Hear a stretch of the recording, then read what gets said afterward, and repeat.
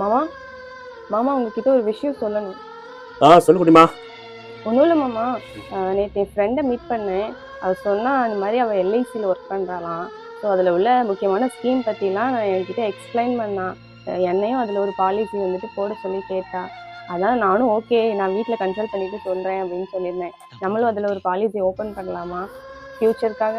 நம்ம தான் போஸ்ட் ஆஃபீஸில் ஓப்பன் பண்ணி ஸ்கீம் ஓப்பன் பண்ணி சிறு சிறு சேமிச்சுட்டு வர முடியுமா?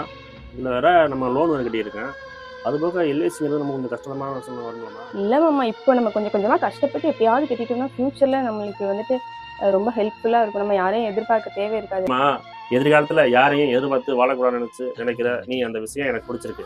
அதை நான் ஏற்றுக்கிறேன். அதை ஃபியூச்சருக்காக சேமிப்பு கண்டிப்பாக வேணும். நான் அதை இல்லைன்னு சொல்லலாம். சம்பாதிக்கிற வருமானத்துலாம் சேமிப்பு போட்டோம்னா இன்னைக்கு வாழ்கிற சந்தோஷமான வாழ்க்கையை இழந்துடும். நம்ம சந்தோஷத்தை இழந்து சேமிக்கணும்னா அப்படி ஒரு விஷயம் நம்ம வாழ்க்கைக்கு தேவையே இல்லை.